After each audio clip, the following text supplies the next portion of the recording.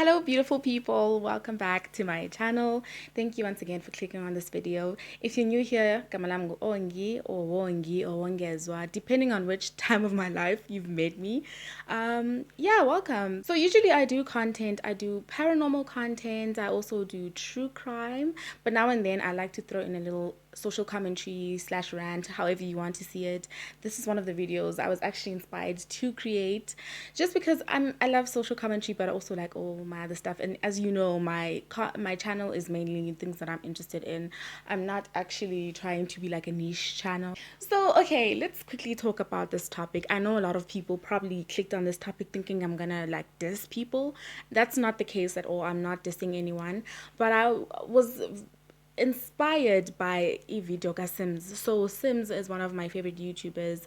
I'll insert her picture in her channel here. She's one of my favorite YouTubers in terms of her content is just, she's like Owami, who I'm also a fan of. I love Owani Mhlangane. Oh, now I believe she's just Owami entertainment. So she's just like Owami, where she kind of keeps us up to date with the content creators in South Africa, and I just love her content so much.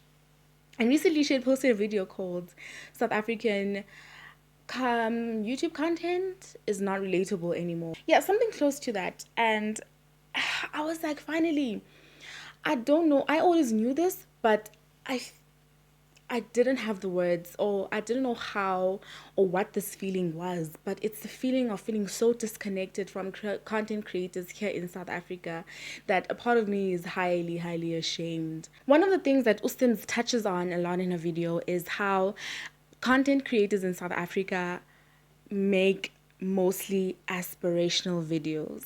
Now, listen, I love aspirational videos like the next person. What do I mean by aspirational videos? Okay, think of creators such as Umihlali N, or the Gamma sisters, Mhlambi, Naledi N, K Yams, another YouTuber that I really, really enjoy, who I would say her content is very much aspirational, is K Republic. Now, what is aspirational videos? Aspirational videos are videos where content creators are living these really, whether it be luxurious, very unattainable, very unrealistic, very far-fetched lifestyles that the general public can't, live. I can't just decide on a whim, but I'm up, let me go to Cape Town. And so you see videos such as Cape Town vlogs, such as going on a vacation to, I don't know, Kruger National Park, such as just these beautiful, beautiful, beautiful scenery. You see a lot of uprise of girl boss, insta baddie. It's basically an insta baddie, girl boss, soft life, emulated 10 times more through your screen, where you are watching, LV unboxing videos. You are watching, oh my gosh, those LV unboxing videos were an epidemic of their own, because I was like, guys, how much is LV? And I'm gonna have a moment of honesty where there was a time where I was like, okay, you know what? I think I want LV. And guys, not to be shady, I don't find LV bags to be the most prettiest bags ever. Like, I'm more of I like colorful bags. I'm more of a minimalist. Oh my god, minimalist, minimalist. What's that word? You get it. I like black and white. And then I like a splash of color. So LV bags are not things that I aspired prior to me watching these vlogs and stuff. They were not things that I aspired to buy. But then I started watching all these unboxing videos, and I remember, oh my god, I didn't really per se go to, okay, how much is the cheapest, but I remember everyone was buying the LV BB something bag. I'll insert a picture of it. And I remember everyone buying it. And I remember being like, Kamanti, how much is it, Danny, where everyone can now all of a sudden buy an LV bag? And I remember seeing the price. I think it starts at like 20 grand, which is not bad for a luxury bag. I felt like, I remember saying, oh, it's not bad. I think maybe I'll buy it. Like, not now, obviously, but when I have money, it's going to be my first luxury bag. I don't care. about luxury items. I don't care about luxury brands. I don't care. I don't intentionally. I'm not a luxury bag kind of girl. I might in the future, I'm mhlambi, but at that moment in uni, like my last year of uni or whatever, whenever these thingies were starting to really, really be popular, I wasn't really into that stuff. All of a sudden, I saw myself aspiring to buy. I guess that's how you call them, influencers, hey? I was influenced. And I think a lot of people then started seeing an influx of these videos. People started watching videos, aspirational videos like that. Like the Mihlali ends and the KMs, which by the way, congratulations, KM bought herself this stunning Mercedes. Yo, that's a beast of a car. I love it so much. But people watch like KM's Masiti videos where she was showing off her car. She was like taking us on the trip to get her car, and people think that things like that are so not unattainable, but people start feeling some type of way. People start feeling depressed because they think that they can't obtain that level of luxury, that level of rich, and it demotivates people. But it's also like almost like a guilty pleasure where people are jealous. They don't like the content, but they indulge in it anyway because it's so inspiring, whether you love it or hate it. But a lot of people do not see the groundwork. A lot of people do not see. I remember Michelle in it was like in a room doing these makeup videos, and now look at her. People don't see the work at the background it takes to build up these channels. People just see what these influencers want us to see, and a lot of times no one's gonna put the bad business out there. People are gonna put all the good parts, and eventually it demotivates a lot of people. But that's besides the point. The point is that a lot of this content became so oversaturated in South Africa, and unlike Masiti, the Mihlali ends who worked themselves up, built themselves from the bottom and went up, a lot of these influencers already come from money or have made their money outside of YouTube or marry rich or come from rich families. Then they bring in this lifestyle on YouTube now where people are seeing this, okay, I have to make a vlog because vlogs are the popular things. I have to make an LV unboxing because it looks like almost everyone. And the reason why it looks like everyone's doing it, or it's because only the popular channels that are really, really blowing up are the channels for the LV unboxings. But those people already have established themselves outside of YouTube. So if you are a content creator grinding to make it here on YouTube and to make a living here on YouTube, it's going to be a little bit harder for you because your first video cannot be unboxing LV video, cannot be a vlog with me as we run errands and the whole day you're just going to these nice aesthetically pleasing places. It can't be you going to Cape Town for a holiday. A lot of these people who come here on these spaces such as YouTube already are successful outside, whether it be via their family, via themselves, via their marriage. And now you see a lot of people trying to duplicate this type of content, and it's like a ripple effect where now everyone is making the same type of content because they're seeing that a certain type of content is finding success here on YouTube. And there's nothing wrong with that type of content. I'm not saying there's anything wrong with this type of content, but because people want to be successful on YouTube, they try to imitate and make this makeup beauty videos and these vlogs like spend the day with me type of videos and these Cape Town videos, and there's nothing wrong with it, no, but because people are seeing that they're the ones that get the most type of views, people then try to emulate them, and then it kind of creates this whole thing where now we have an oversaturation of the same type of content here in South Africa. And I don't want to lie, it's kind of like getting tiring. And okay, it's getting tiring and it's very discouraging as a content creator who's trying to make it through this type of platform. But I'm not one of those girls. I can't afford to take trips.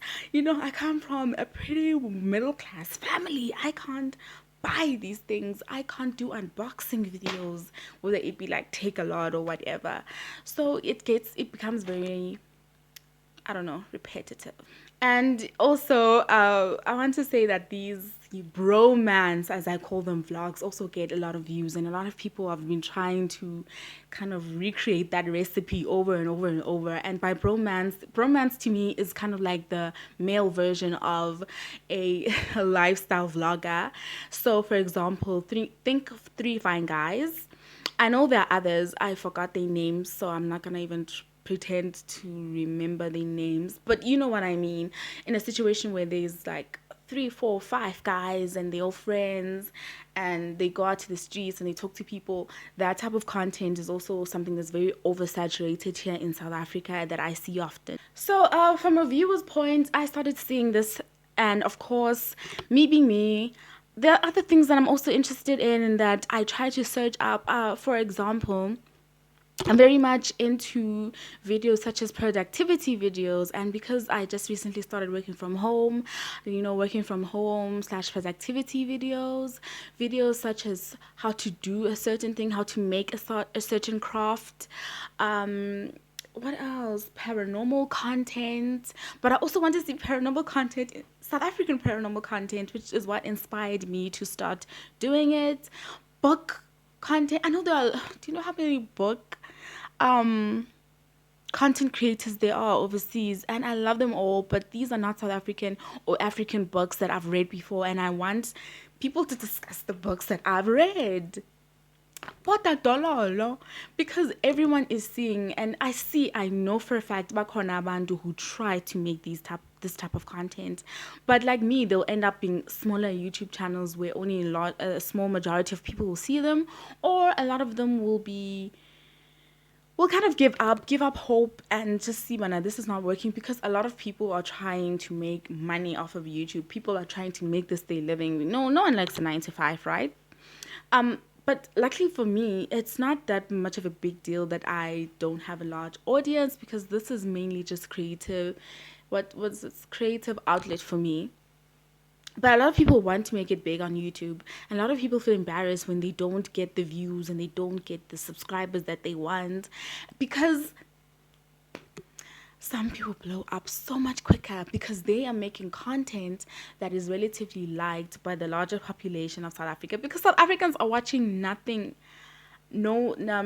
different. South African while YouTube watchers are not trying to watch all these other videos. I think they might support people from overseas who are making similar content, but I don't think a lot of South African YouTube viewers are actually actively trying to watch different content. So like I said, I was searching up these videos and I ran across some great videos such as Tumi Pitswane, hope I'm saying her name right, like AV Makaba, so many great smaller YouTubers who were kind of vying towards the vibe I wanted. Like Utumi makes a lot of productivity. She does vlogs, but the vlogs are like productivity vlogs, which is something I appreciate.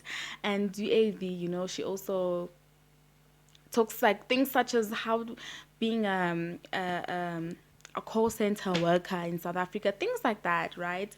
And of course, a lot of finance YouTubers, which is something that's blowing up, but the content's becoming a little bit repetitive because people are oversaturating it, because they are seeing that it's doing well. So instead of coming up with different, there's this girl that I like who's also a finance YouTuber, but she spruces up a little bit, and I think it's because she's in banking, so she can give different type of content, while other people are trying to emulate the same concept, and what they're doing is they recycling the same things because they see that type of content is doing well.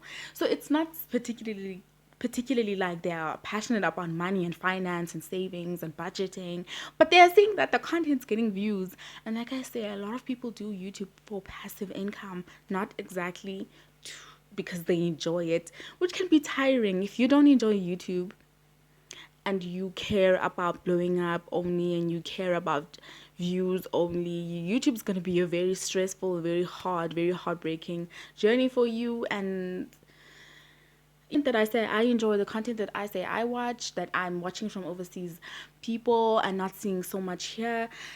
I don't see it a lot, not because some people are not creating it.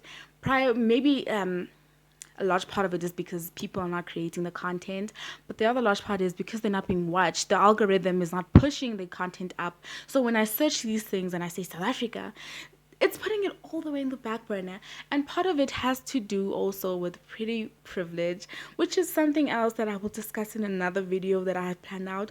I had recorded that video on futurism and pretty privilege and, you know, skin tone, but I got too passionate for YouTube for that video. So what I'll do is I'll just have to re-record it and then I'll put it here for you guys. Don't worry. My last point is the point of people being fearful to start YouTube because of bullies. So this is something that was actually inspired by Uzola Joka. Uzola was basically, she has a video up where she talks about bullying in South Africa, where people were bullying her because of her personality. She was doing she was making a video with Una Lady, and you know Una Lady's personality. If you watch her, you know how bubbly Una Lady is and just how lively she is. And Uzola, even though I don't know, people want you to be a certain way, and basically people were kind of dissing her, saying that Uzola is boring. And so Uzola touches on how so many people were DMing her, or how she'd see how many people were texting her that they want to do YouTube, but they're so afraid of the backlash that a lot of South Africans give, a lot of flack that South Africans give South African content creators, and how they kind of bully them, but you're too boring. And she touches on things of story time. You know, story times are another big business here in South African YouTube. A lot of people make story times. A lot of South Africans enjoy story times. No problem. Story times are good. Story times are nice. A lot of South Africans don't have these dramatic lives. Like, so now I never understood channels that just revolve around story times, because how much issues happening in your life though? Like, I feel like now where you're adding, because there's no way. So people would bash her and say, can you create more story times? It's like, for me, example, I think I have like 5 stories worth telling, if not less than that. Yeah, people will say, man, a lot of people criticize, a lot South African people will criticize you and say, oh, make story times because like we are bored, like content is boring, because a lot of South Africans, I guess, want quick gratification, drama, etc., which not all content has to revolve around drama, around story times, around drinking, around all that stuff. Not to say, you know, some, I don't know, there's just so much variety overseas. People from all over the world, from the Philippines. I've watched similar content from YouTuber creators from the Philippines to the UK to the US to Russia. Kodwa uzofika thina, like, we are just siphume ecaleni. Why is that? And also with the thing of the bullying, you can also see how, for example, Black Twitter used to just, I think to this day, actually macro analyze abantu abafana noMihlali and Vicky V. Like, I'm telling you, those people never caught it, they never got a chance. Immediately, as soon as they blew up, it's like they became enemies of the public, which I never understood. A lot of people were saying how they were afraid of Londo, and it kind of demotivated them from starting their own channels, because abafuna ubulisha, like Uzola was being bullied. So yeah. So the conclusion to this video is that there is so much more content that we could explore, and I want to encourage Abantu to go out there, go watch different content that will inspire content creators to make more variety of different types of content. And in the non-South Africans who are content creators, please don't be afraid to make different type of content than the usual lifestyle content, the vlogging content, and if you are vlogging, don't be afraid to just don't be afraid to show us different parts of your lives than, you know, the aesthetically pleasing parts. You can also show, you know, your house doesn't matter. It doesn't matter how your house looks like. If you feel like, oh, my house doesn't look good enough to vlog in, don't be thinking of this, you know, because people like relatability. People like relatability. I want to relate to the people who I am watching, because not all of us are living in these nice houses. Not all of us are constantly going out to eat these nice things. The other day I saw a YouTuber eating like a magunyane paloni for lunch, and I was like, yes, bitch. And she was a girl boss in her own right. She does she's a She's in IT. I think she's a engineer, a software engineer, and she drives the proper car. But uhlala kwi-back room elokishini and she eats amagunya unepaloni. And I was like, yeah, because the average South African is not living in Sandton somewhere, you know. And it's so nice to watch relatable, because it gives you a sense of comfort. Like, yeah, like these are my people. So, you know, don't be afraid to create content with the fear that people are not, I don't know, I don't know what fear you're having. Just, oh, that people are not going to watch your videos, or that you're going to blow up. Someone out there is going to appreciate your videos, whether it be the few you have or more. Just do it. Just do it. That was my rant. If you feel any differently, please comment down below what you're feeling towards this is, and if you're not, also comment down below why you think not. Otherwise, please like this video and subscribe to my channel. Highly appreciate that. And like I said, the next video will be up soon and will be about the ABC killer. I hope I can upkeep this promise, because I have my notes down, but I haven't actually like made the video. So I hope I can really keep this promise. I'm saying it right now so I can take myself accountable. So yeah, thank you guys for watching this video. See you next time. Bye.